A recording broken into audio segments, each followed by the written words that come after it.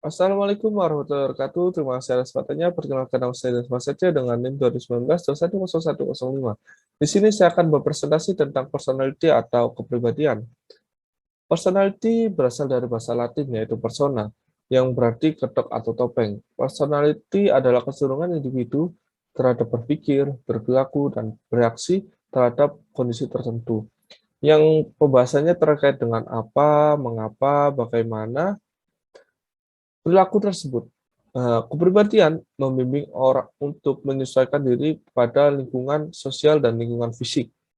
Kepribadian mengacu pada keunikan psikologis manusia dan bagaimana hal itu dapat mempengaruhi cara untuk merespon dan mempengaruhi cara untuk merespon lingkungannya. Sehingga akan tampak dalam tingkah lakunya yang unik dan berbeda dengan orang lain. Secara umum, ada 3 kepribadian yang sudah kita ketahui, yang sering beredar dan harus Anda kenali, sehingga bisa menyesuaikan sikap kita saat berinteraksi dengan orang berkepribadian tersebut, sehingga hubungan kita dengan orang tersebut dapat terjalin dengan baik. Berikut adalah kepribadian-kepribadian itu. Yang pertama ada kepribadian introvert. Kepribadian introvert ini adalah mereka yang cenderung fokus kepada pikiran, perasaan, dan suasana hati yang berasal dari diri mereka sendiri. Dan mereka cenderung suka menyendiri dan pemalu. Dan yang kedua ada extrovert. Kepribadian ini kebalikan dari introvert itu sendiri. Mereka yang sangat tertarik dengan interaksi sosial dan senang berada di tengah orang banyak. Dan mereka sangat mudah untuk bergaul, maka dari itu mereka sering kali banyak mendapatkan teman daripada anak introvert. Dan selanjutnya ada ambivert.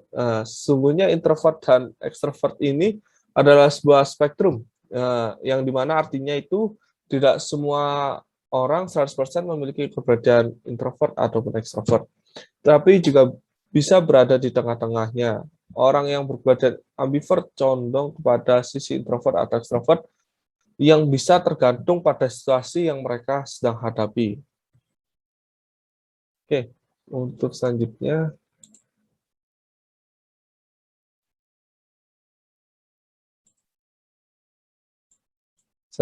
sifat kepribadian. Oke, untuk sifat kepribadian sendiri ada beberapa faktor yang dapat mempengaruhi terciptanya kepribadian seseorang. Dapat berasal dari keturunan, faktor genetis seseorang individu, dan faktor lingkungan di mana orang tersebut dibesarkan seperti lingkungan pada teman-temannya, kelompok sosial juga, ataupun norma keluarga. Banyak sekali teori yang membahas tentang kepribadian ini. Dan salah satu teori yang sering digunakan dalam dunia kerja adalah teori sifat kepribadian model 5 besar atau Big Five Personality Traits Model yang ditemukan oleh seorang ahli psikologi yaitu Lewis Goldberg. Berikut adalah hal yang mengenai sifat dari kepribadian dari Big Five Personality Traits Model sebagai sifat kepribadian.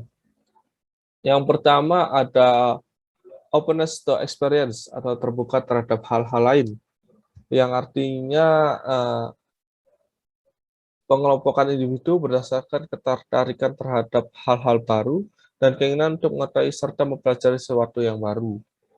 Karakteristik ini adalah individu yang memiliki sifat dimensi cenderung kreatif, imajinatif, intelektual, dan penasaran dan berpikir luas. Sifat kebalikan dari openness to experience ini adalah individu yang cenderung konvensional dan nyaman terhadap hal-hal yang telah ada. Yang kedua ada extraversion atau ekstraversi. Kepribadian extraversion ini berkaitan dengan tingkat kenyamanan seseorang dalam berinteraksi dengan orang lain. Karakteristik individu ini adalah senang bergaul, mudah bersosialisasi, dan hidup berkelompok dan tegas tentunya. Dan yang ketiga ada conscientiousness atau sifat berhati-hati. Kepribadian conscientiousness ini adalah kecenderungan lebih berhati-hati dalam melakukan sesuatu ataupun penuh pertimbangan dalam mengambil sebuah keputusan. Mereka memiliki disiplin yang tinggi dan dapat dipercaya. Karakteristik kepribadian ini adalah dapat diandalkan, bertanggung jawab, dan tekun dan berorientasi pada pencapaian, dan merupakan sifat kebalikan dari extraversion, yaitu pemalu, suka menyendiri, penakut, dan pendiam. Yang keempat ada agreeableness atau mudah akur atau mudah sepakat. Kepribadian agreeableness ini cenderung lebih patuh pada individu lain dan memiliki kepribadian yang ingin menghindari konflik, dan karakteristik ini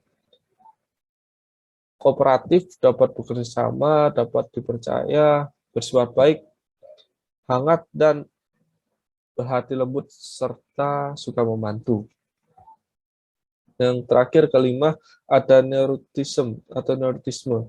Kepribadian neurotisme ini kepribadian yang menilai kemampuan seorang dalam menahan tekanan atau stres. Karakteristik dari kepribadian ini adalah emotional stability. Individu dengan emosional yang stabil, kecenderungan tenang saat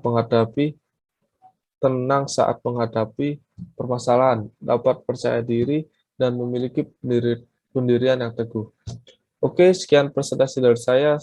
Selanjutnya akan dilanjutkan oleh rekan saya. Terima kasih.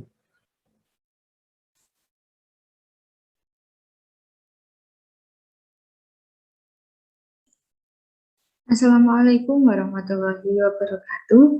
Terima kasih atas kesempatannya. Perkenalkan, nama saya Ainun Ainia dengan NIM 2019-210-130. Baik, untuk selanjutnya saya akan menjelaskan mengenai Freudian System. Nah, Freudian System ditemukan oleh Bapak Sigmund Freud yang merupakan Austrian neurologis.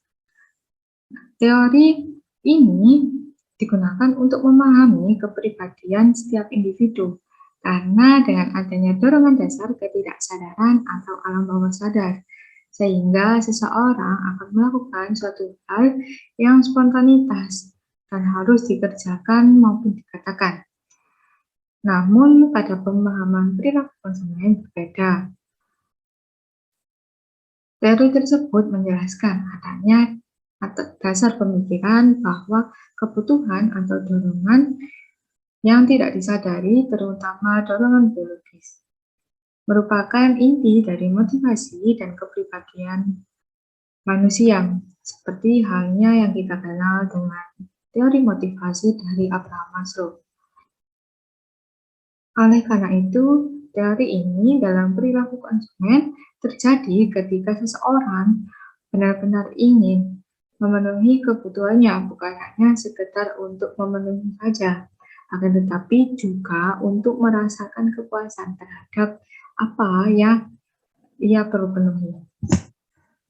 Nah, kemudian di dalam teori Freudian System ini terdapat 3 unsur, yaitu ada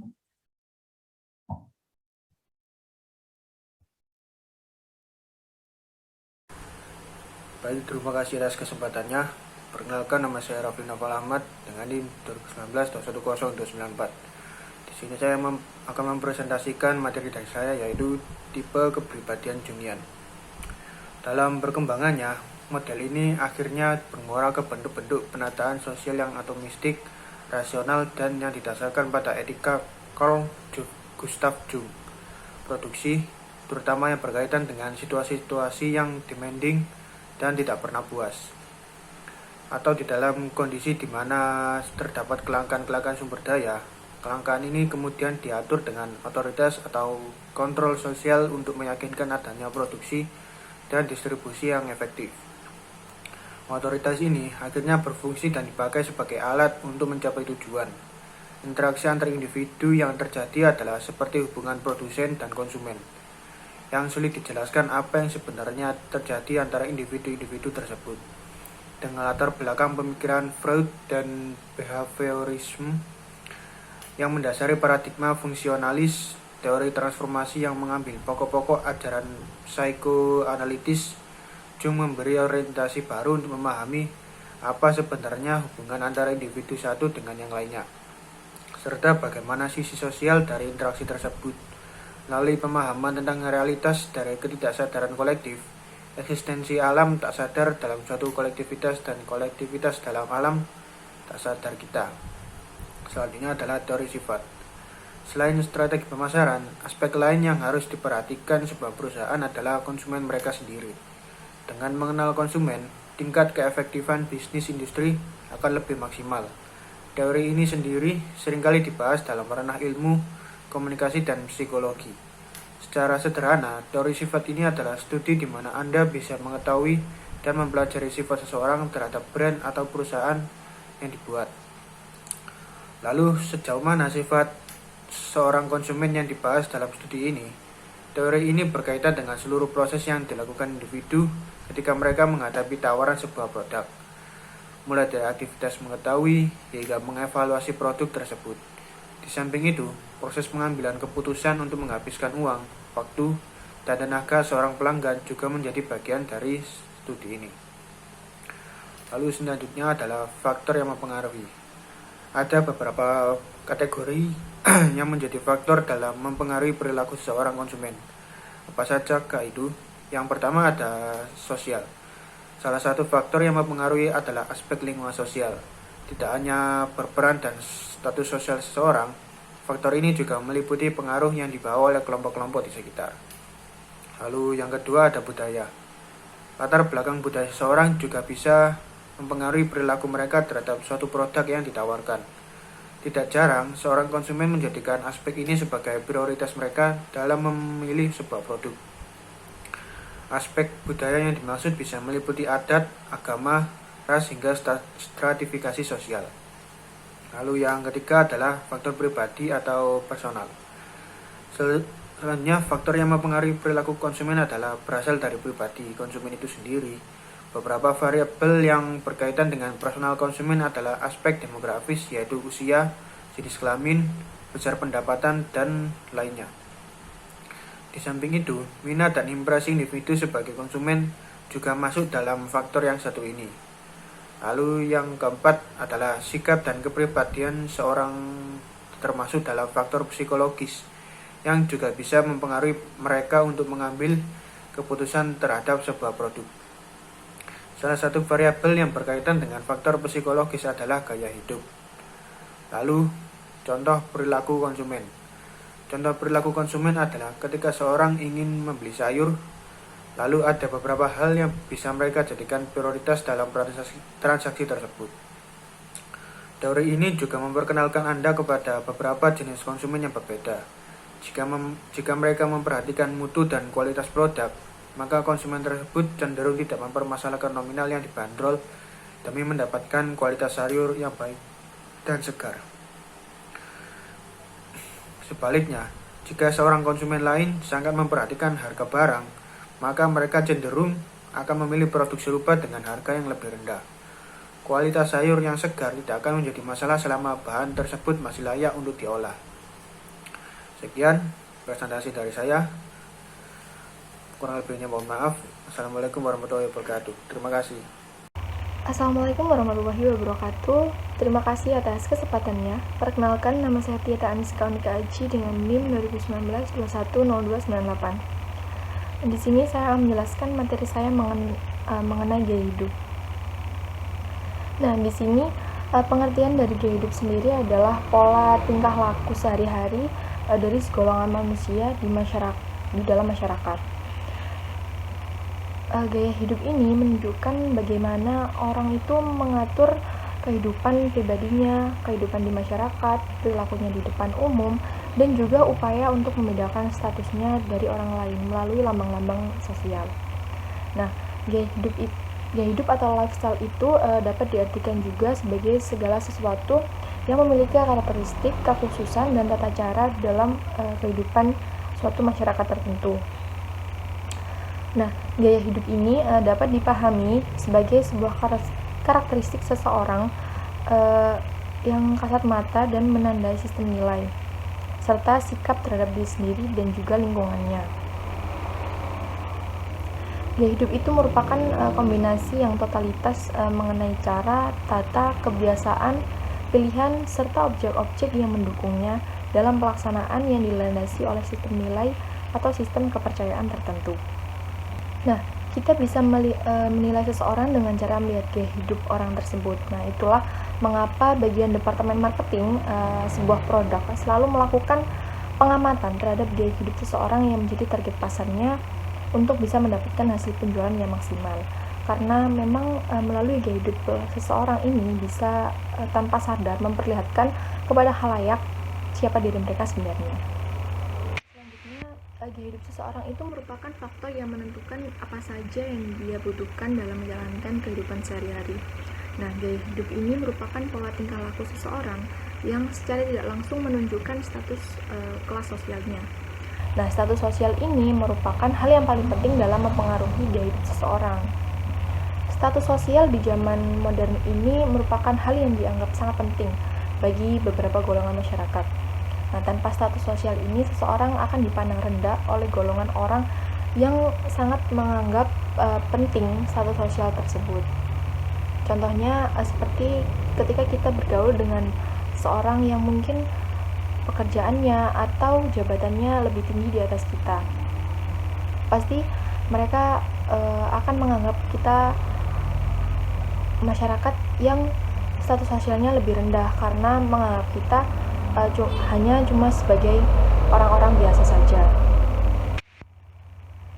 Jadi dapat disimpulkan bahwa gaya hidup ini merupakan aspek yang sangat mempengaruhi perilaku konsumen dalam proses pembelian.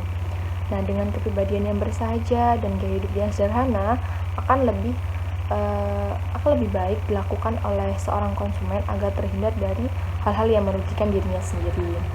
Nah, dan dengan kepribadian yang dan bersahaja dan gaya hidup yang sederhana juga akan membuat kita menjadi konsumen yang lebih bijaksana dalam mengambil keputusan pembelian, sehingga hidup kita akan menjadi lebih baik dari sebelumnya.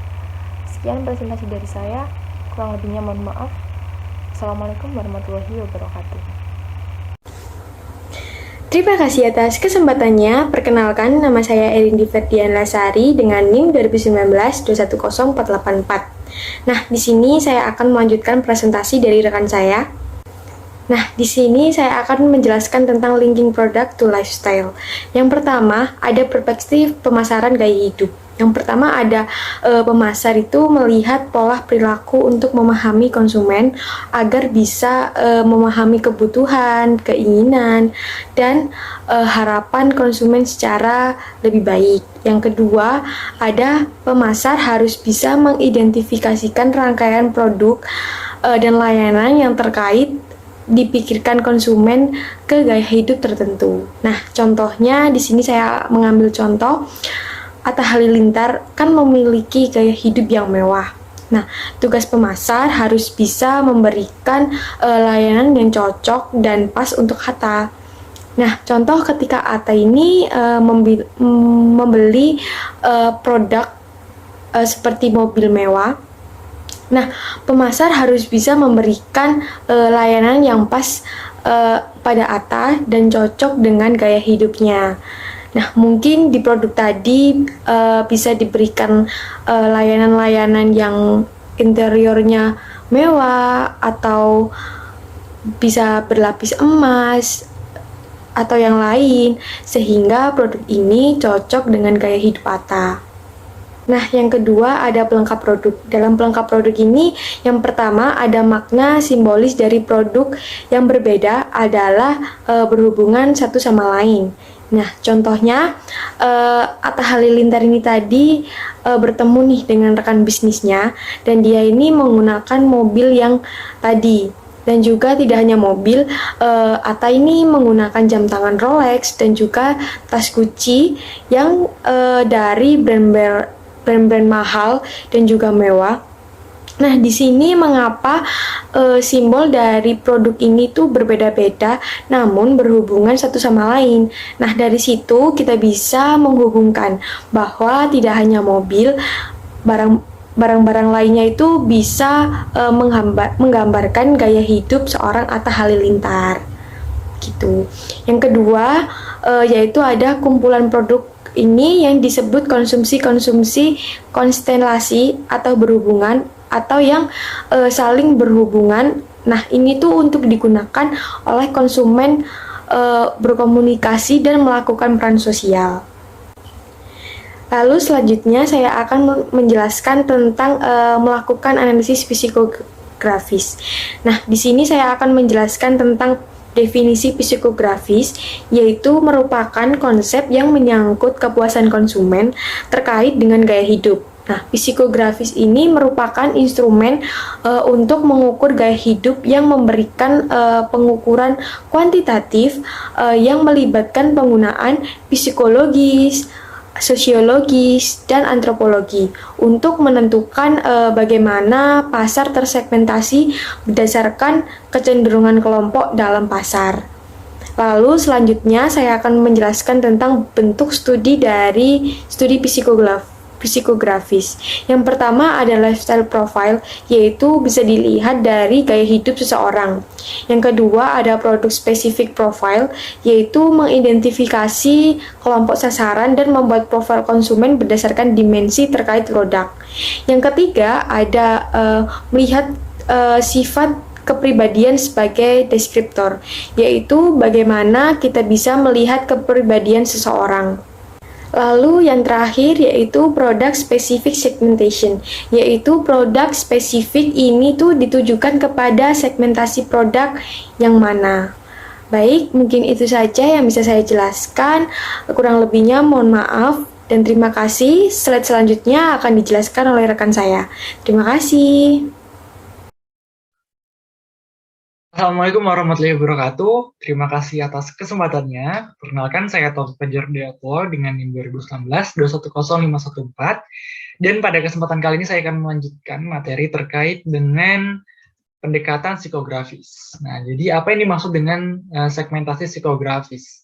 Nah, segmentasi psikografis ini adalah metode yang dimana metode ini akan menggabungkan faktor-faktor dari psikologis, sosiologis, dan juga antropologis untuk menentukan bagaimana pasar ini dapat disegmentasikan oleh kecenderungan-kecenderungan tertentu dari kelompok yang ada di dalam pasar.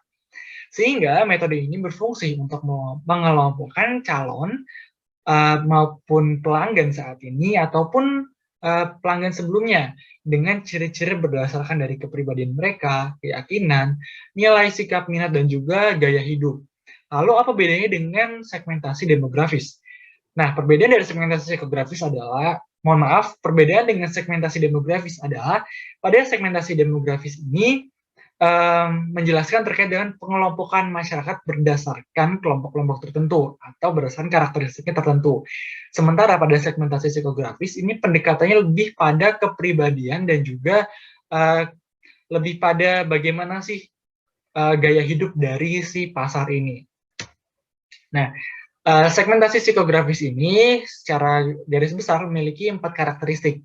Yang pertama mulai dari kepribadian dan gaya hidup, kemudian ketertarikan, opini, sikap, dan kepercayaan, dan nilai. Nah, untuk karakteristik yang pertama yaitu terkait dengan kepribadian dan gaya hidup, secara garis besar untuk masyarakat itu memiliki 2 kepribadian, yaitu introvert dan juga extrovert. Bedanya kalau orang yang extrovert, mereka pasti akan memiliki gaya hidup yang suka untuk bersosialisasi, mereka senang untuk mengadakan pesta-pesta, kemudian mereka senang untuk menghabiskan uang mereka untuk berkumpul-kumpul dengan teman-teman. Sehingga pemasar itu bisa melakukan promosi yang memunculkan ilustrasi-ilustrasi terkait dengan kehidupan bersosialisasi, kehidupan dengan bersenang-senang, dan sejenisnya. Kemudian untuk kepribadian yang kedua terkait dengan introvert, yang dimana untuk introvert ini mereka lebih cenderung untuk energi mereka atau emosi mereka disimpan ke dalam diri. Nah, sehingga orang introvert ini memiliki kecenderungan untuk senang kepada tempat-tempat yang tenang, lingkungan-lingkungan yang nyaman, dan juga yang rileks. Sehingga pemasar itu bisa melakukan kegiatan pemasaran dengan memberikan ilustrasi terkait dengan situasi yang memang menenangkan, rileks, dan juga tidak adanya keramaian seperti itu. Kemudian untuk karakteristik berikutnya yaitu terkait dengan ketertarikan. Nah, ketertarikan individu itu sangat banyak, mulai dari ada yang senang untuk menghabiskan waktu mereka untuk membaca ke perpustakaan, kemudian untuk berbelanja, ada juga untuk berolahraga. Nah, dalam contoh ilustrasi ini ada satu orang, tetapi terdapat dua unsur, yaitu unsur orang yang bekerja, orang yang sibuk, seorang eksekutif, tetapi juga bisa menjaga badan dia supaya lebih baik. Nah, dengan begitu ilustrasi ini menjawab, walaupun mereka memberikan klub tempat fitness atau tempat gym untuk orang-orang yang sibuk, tapi juga bisa tetap melakukan olahraga, sehingga mereka memberikan the club for busy people, di mana walaupun orang kita sibuk, tapi kita tetap bisa untuk berolahraga, dan ada untuk uji coba gratis selama 7 hari. Sehingga ini cocok untuk masyarakat-masyarakat yang memang sebenarnya dia sibuk, tetapi mereka memiliki ketertarikan yang kuat untuk berolahraga dan menjaga tubuhnya tetap sehat. Selanjutnya yaitu terkait dengan opini, sikap, dan juga kepercayaan. Untuk opini, sikap, dan kepercayaan ini cukup banyak unsurnya, mulai dari isu sosial, kemudian pandangan mereka terkait dengan politik, sampai dengan budaya-budaya yang mereka anut. Nah, untuk contoh di Indonesia sendiri, itu kan kebanyakan mayoritasnya adalah mayoritas masyarakat Muslim, di mana saat ini banyak sekali beredar produk-produk yang memang dikhususkan untuk orang-orang Muslim.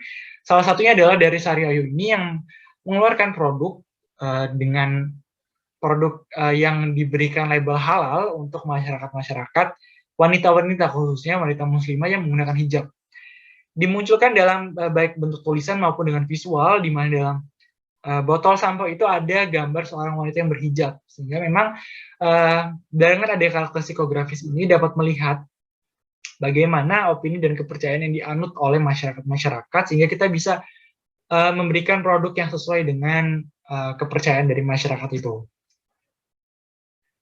Selanjutnya yaitu terkait dengan nilai. Nah, nilai-nilai yang dianut bagaimana dengan masyarakat yang perhatian dengan isu sosial, kemudian masyarakat yang mereka peduli penyayang hewan, sehingga mereka akan membeli produk yang ada terkait dengan gerakan untuk perlindungan pada hewan-hewan liar dan hewan terlantar dan sejenisnya. Nah, salah satunya adalah kerjasama antara Toms dengan Marvel, di mana keduanya ini mengandung filosofi yang cukup menarik, yaitu terkait dengan Marvel itu kan dikenal dengan superhero-superhero. Nah, mereka ingin mengajak masyarakat untuk menjadi superhero di kehidupan nyata dengan membeli produk mereka. Karena setiap $3 yang didapatkan oleh Toms and Marvel ini akan didonasikan sebesar $1 untuk masyarakat kurang mampu. Sehingga ini untuk masyarakat yang memiliki jiwa sosial yang tinggi, mereka tidak segan-segan untuk membeli produk ini, dan bahkan mereka akan menjadi customer yang loyal karena mereka akan mengambil bagian untuk menjadi orang-orang yang mendonasikan uang mereka untuk orang-orang yang kurang mampu. Kemudian ada juga dimensi AIO, yaitu terdiri dari activities, interests, dan juga opinions. Nah, untuk activities sendiri terdiri dari pekerjaan, hobi, kemudian kegiatan sosial, kemudian vacation, kemudian untuk kegiatan hiburan mereka, dan juga club membership, bagaimana mereka bergabung dalam klub-klub tertentu. Seperti contoh, kalau misalkan untuk masyarakat yang berada di klub golf, itu mereka memiliki prestisius yang tinggi, memiliki gaya hidup yang tinggi, kemudian memiliki private yang tinggi, sehingga mereka ingin beli produk yang memang memiliki prestisius yang tinggi untuk mereka gunakan dan juga tidak pasaran di kalangan umum. Kemudian ada komunitas, aktivitas komunitas mereka, bagaimana cara mereka berbelanja, kemudian dan yang terakhir untuk aktivitas olahraga mereka. Kemudian untuk interest atau ketertarikan itu mulai dari apakah mereka berorientasi kepada keluarga, berorientasi pada pekerjaan, kemudian bagaimana ketertarikan mereka terhadap dengan suatu komunitas, kegiatan rekreasi, fashion, multimedia, dan juga penghargaan atau pencapaian. Nah, untuk fashion sendiri, untuk masyarakat yang ketertarikannya terhadap fashion, nah ini cukup menarik karena untuk masyarakat yang tertarik dengan fashion itu biasanya mereka tidak segan-segan untuk merogoh kocek yang tinggi untuk mengikuti perkembangan tren dari fashion. Sehingga mereka membutuhkan adanya fashion-fashion terbaru yang up to date untuk mereka beli sebagai pengakuan diri mereka di masyarakat. Nah, begitupun juga untuk masyarakat yang memiliki ketertarikan pada penghargaan atau pencapaian, di mana mereka akan memiliki konservatif, berbeda dengan masyarakat yang ketertarikan dengan fashion, masyarakat yang bertertarikan dengan achievements ini mereka akan konservatif untuk membeli suatu produk. Mereka akan lihat apa benefit yang mereka ambil atau mereka dapatkan ketika mereka membeli suatu produk, sehingga kita bisa mengeluarkan produk yang memang memiliki benefit-benefit yang cukup baik untuk masyarakat-masyarakat yang berbeda ini. Selanjutnya terkait dengan opini mereka, mulai dari opini terhadap pandangan diri mereka sendiri, kemudian untuk isu sosial, politik, bisnis, ekonomi, pendidikan, produk, masa depan, sampai dengan budaya yang tadi sudah saya jelaskan.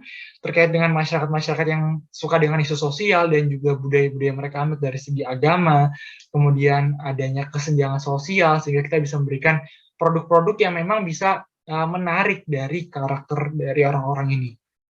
Nah, sementara untuk demografis itu, kalau yang kita tahu ya, untuk karakteristik dimensi demografis itu hanya membahas terkait dengan usia, pendidikan, pemasukan, kemudian pekerjaan, kemudian keluarga mereka, berapa orang di keluarga mereka, kemudian tempat tinggal, lokasi mereka tinggal, dan juga city size atau mereka tinggal di kota yang seperti apa, apakah kota yang besar atau kota yang kecil, dan juga untuk siklus hidupnya mereka.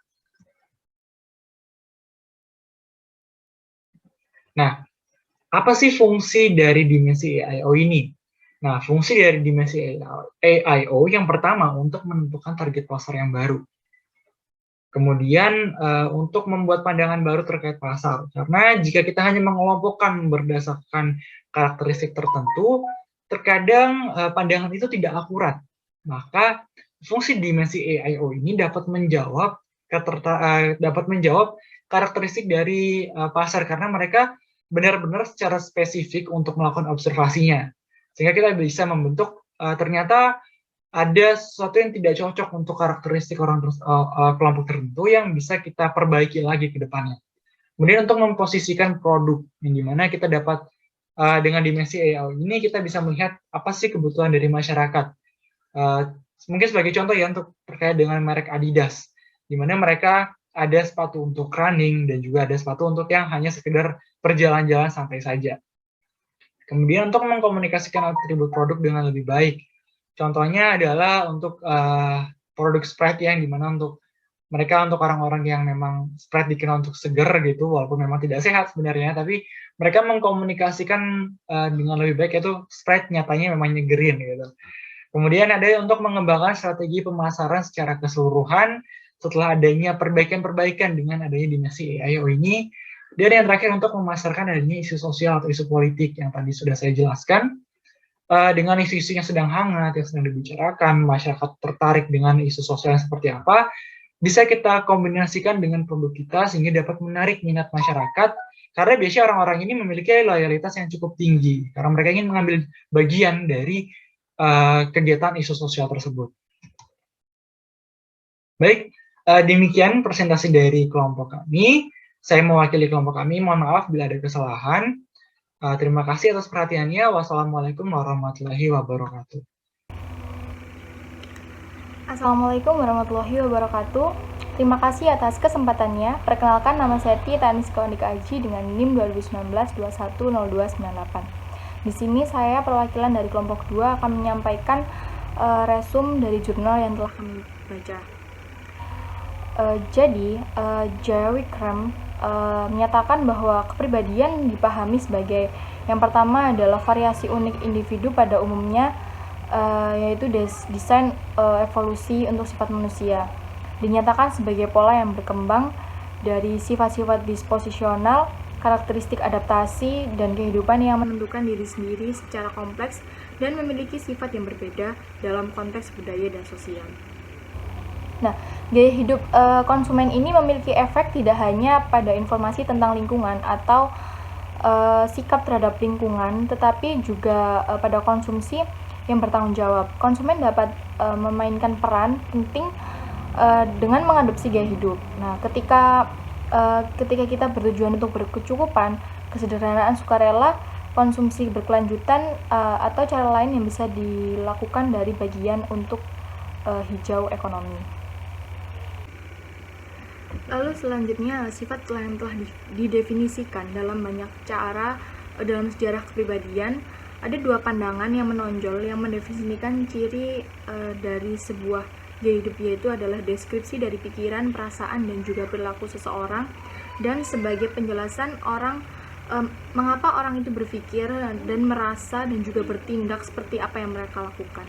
Nah, gaya hidup ini paling sering dipahami sebagai pola khas dan karakteristik perilaku pribadi dan sosial dari individu atau kelompok. Nah, subjek diskusi tanpa akhir di antara para ilmuwan ini yang dari berbagai disiplin ilmu, perwakilan dan lingkungan bisnis, politisi dan juga di media. Nah, dari perspektif gaya hidup ini, konsumen harus dipertimbangkan dalam konteks kepribadian dan profesional mereka, minat, nilai-nilai dan juga keyakinannya. Sekian yang dapat saya sampaikan, kurang lebihnya mohon maaf. Wassalamualaikum warahmatullahi wabarakatuh.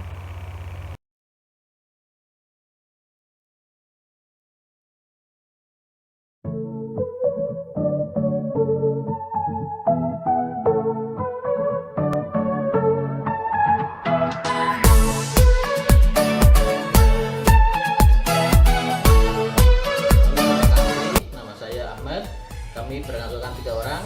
Yang selanjutnya, Hai, nama saya Ratna Sari. Nama saya Laila Fitriyanti. Nama saya Farida Purwaningsih.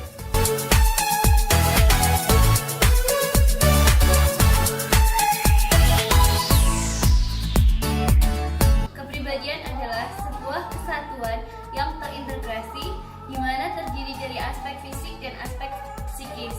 Kesatuan yang terintegrasi tersebut kemudian berinteraksi langsung terhadap lingkungan yang membentuk pola kepribadian tingkah laku seseorang. Kepribadian bersifat dinamis atau dapat berubah-ubah.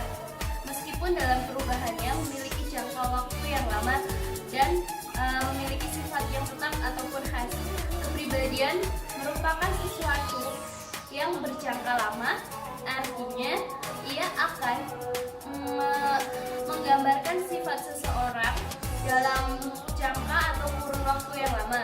Kepribadian digunakan untuk menggambarkan sifat individu dari seseorang tersebut.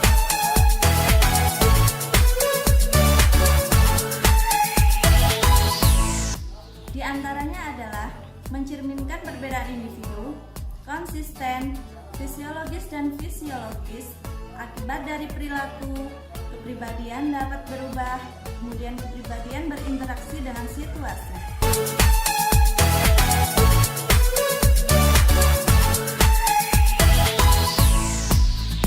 Gaya hidup adalah mencerminkan pola konsumsi yang menggambarkan pilihan seseorang bagaimana ia menggunakan waktu dan uang. Gaya hidup sering juga digambarkan dengan kegiatan, minat opini dan seseorang. Gaya hidup seseorang juga biasanya tidak permanen dan cepat berubah.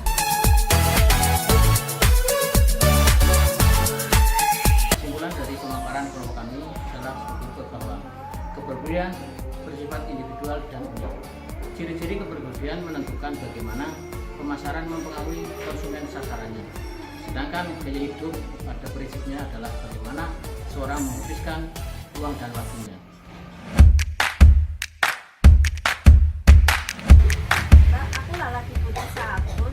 Asya, aku kan iya. Yuk, tuh kurang dia. Ini masih tangganya dia, masih warung. Kan nggak keuntungannya nang tangganya cewek. Lagi ngomongnya apa sih, Mbak? Ikilah, Mbak Ratna. Cari, lo kan lagi butuh sabun. Tapi cari Mbak Ratna, kok tuh nang warung tuh.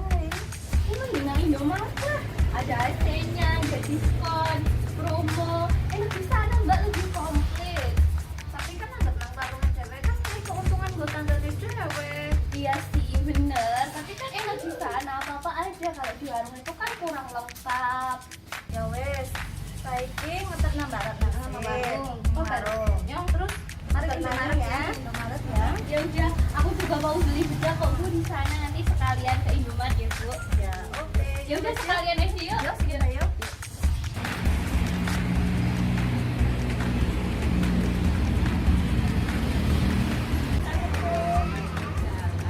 Oh, aku bisa beli gue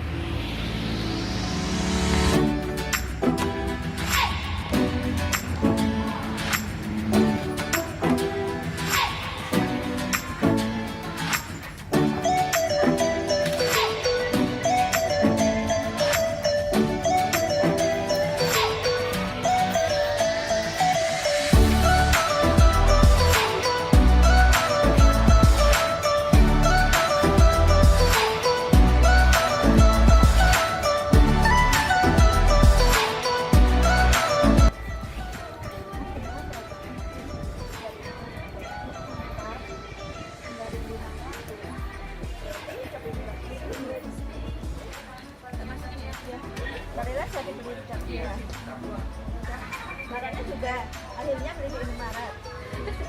Oh ya udah, berarti memang dibandingkan kalau harga di warung itu kan mungkin ya lebih mahal sedikit, tapi setidaknya kan kita ngasih keuntungan buat masyarakat ini itu aja promo. Kalau di Indomaret promo terus lebih banyak yang lebih murah juga sih. Yang kemudian kita bisa mulai dari itu sekarang jadi membengkak. Iya memang sih, jadi lebih banyak. Ya ada untungnya dan ada sisi negatif dan ada sisi positif. Iya. Demikian pemaparan materi dari kelompok kami. Semoga bisa bermanfaat bagi kita semua. Dan mohon maaf buat dari dosen, barangkali banyak kekurangan. Saya mohon maaf. Sekian dan terima kasih. Wassalamualaikum warahmatullahi wabarakatuh.